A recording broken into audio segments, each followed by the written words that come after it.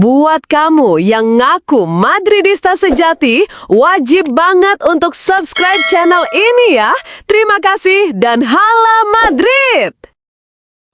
Guhi lebih pilih Real Madrid ketimbang Liverpool. Barcelona ngebet datangkan Haaland.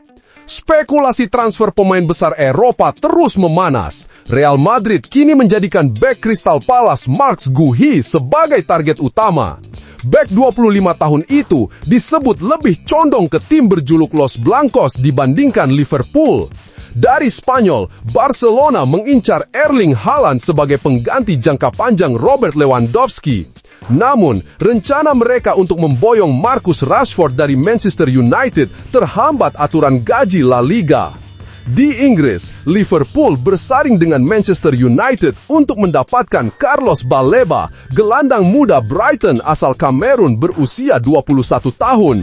United juga mencoba merekrut Federico Valverde dari Real Madrid dengan menyodorkan Kobbie Mainoo plus dana, tetapi Madrid menolak keras. Selain itu, Bayern Munich ikut memantau situasi kontrak Frenkie de Jong di Barcelona, bersaing dengan United yang juga menginginkan jasanya. Dari Bilbao, Oihan Sanchez menjadi buruan Tottenham Hotspur dan Arsenal. Perkembangan lain, kiper muda Belgia Senne Lammens memilih menolak tawaran Aston Villa demi bergabung dengan Manchester United, diproyeksikan sebagai penerus Emiliano Martinez. Sementara itu, agen Xavi Simons memastikan kliennya tidak menyesali kegagalan transfer ke Chelsea musim panas lalu. Secara keseluruhan, bursa transfer kali ini menunjukkan dominasi Real Madrid, Barcelona, Liverpool, dan Manchester United yang terus berburu pemain bintang. Madrid fokus pada lini pertahanan dengan bidikan Guhi. Barcelona mencari solusi lini depan dengan Haaland, sementara klub-klub Inggris lebih agresif memperkuat sektor gelandang. Situasi juga menunjukkan banyaknya tarik ulur antara minat klub besar, hambatan finansial, hingga penolakan tegas menandakan persaingan transfer musim mendatang akan berlangsung ketat. Xabi Alonso, jelaskan alasan Vinicius Junior tantrum saat Real Madrid versus Espanyol. Xabi Alonso meredakan ketegangan usai Vinicius Junior menunjukkan ekspresi kesal ketika digantikan pada laga melawan Espanyol. Meski tidak senang, Alonso menegaskan dirinya puas dengan performa sang penyerang Brasil. Vinicius yang 4 musim terakhir selalu jadi starter penting di bawah Carlo Ancelotti mulai merasakan rotasi sejak Alonso memimpin.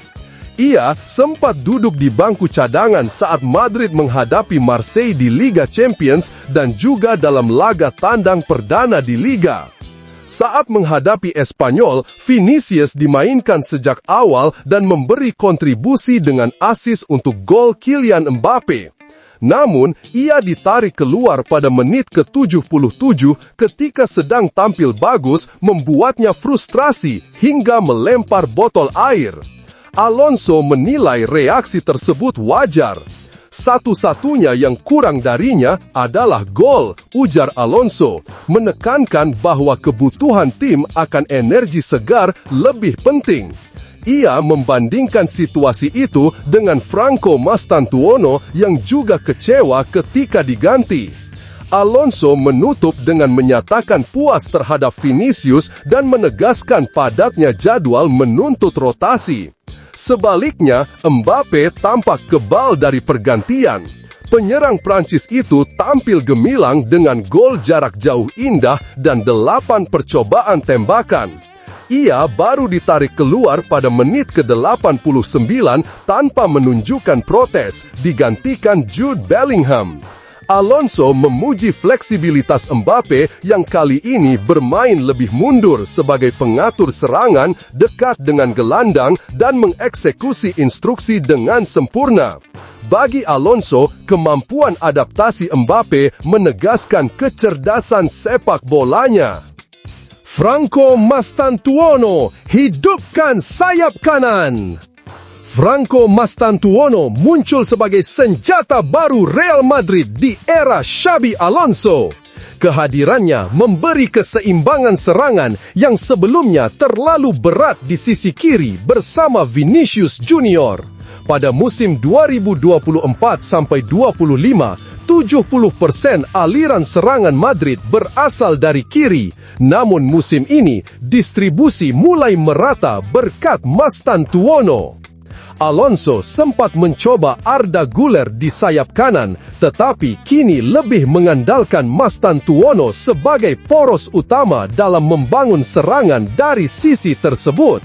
Saat menghadapi Espanyol, Mastantuono tampil lebih tajam dari Vinicius. Wonderkid Argentina itu unggul dalam dribble sukses 6-3, umpan silang 2-0, intervensi 70-58, serta jumlah umpan 45-39.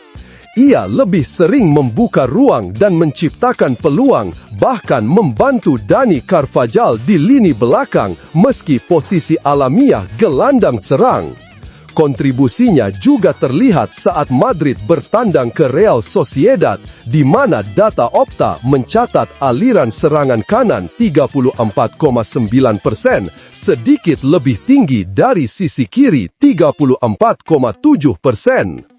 Heatmap menunjukkan keseimbangan. Vinicius lebih sering menekan ke kotak penalti, sementara Mastantuono membangun peluang lewat umpan dari luar.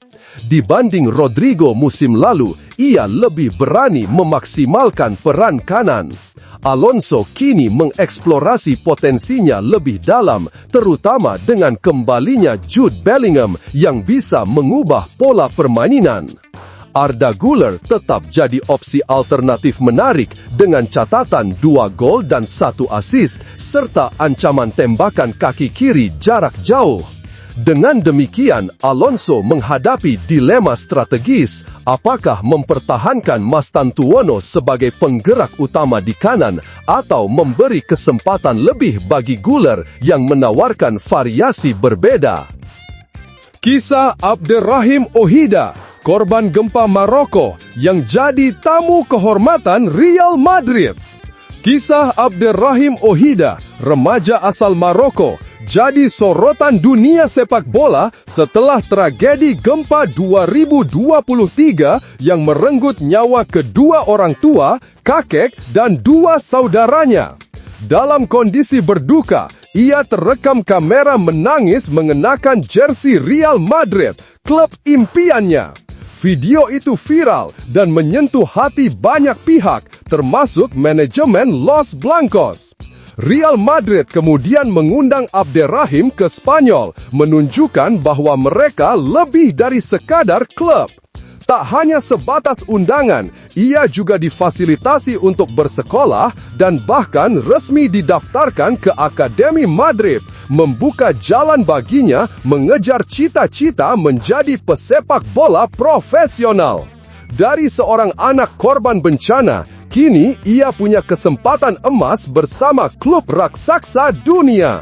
Momen paling berkesan terjadi di Santiago Bernabeu saat Abderrahim diberi kehormatan melakukan kick-off pertandingan melawan Espanyol.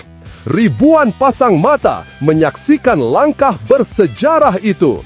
Ia juga bertemu langsung dengan para pemain, disambut Presiden klub Florentino Perez dan menerima jersey bertanda tangan seluruh skuad sebagai bentuk penghormatan.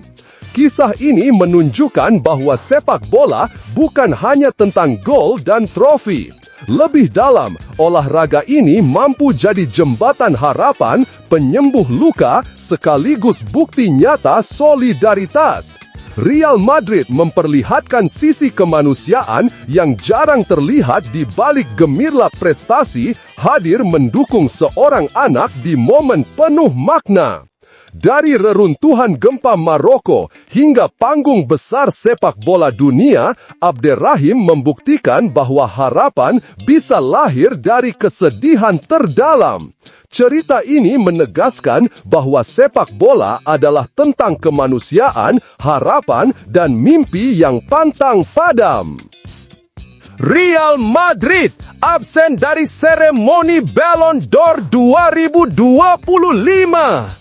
Real Madrid kembali mengambil sikap tegas dengan memutuskan tidak mengirimkan perwakilan mereka ke acara Ballon d'Or 2025. Keputusan ini dilaporkan oleh Marca dan menjadi kelanjutan dari ketegangan panjang antara Los Blancos dan penyelenggara ajang bergengsi tersebut, France Football. Ketegangan bermula pada edisi 2024 ketika Madrid secara mendadak membatalkan kehadiran delegasi mereka di malam penganugerahan. Langkah itu diambil setelah Vinicius Junior gagal meraih trofi bola emas meski tampil luar biasa sepanjang musim. Winger berusia 25 tahun tersebut sukses membawa Real Madrid mengawinkan gelar La Liga dengan Liga Champions, pencapaian yang menurut pihak klub sudah cukup untuk menjadikannya pemenang. Namun, penghargaan justru jatuh ke tangan Rodri, gelandang Manchester City. Kesuksesannya bersama timnas Spanyol menjuarai Euro 2024 disebut menjadi faktor penentu yang membuatnya unggul dalam voting. Sementara itu, Vinicius dianggap gagal bersinar di level internasional karena tampil buruk bersama Brasil pada Copa America 2024. Situasi ini memperburuk hubungan Real Madrid dengan France Football. Klub merasa keputusan tersebut tidak adil dan merugikan pemain mereka. Karena itu, pada edisi 2025, Madrid memilih kembali absen sebagai bentuk protes diam-diam. Sikap ini menunjukkan bahwa klub tidak hanya fokus pada prestasi di lapangan, tetapi juga berani melawan apa yang mereka anggap sebagai perlakuan tidak proporsional terhadap bintang mereka.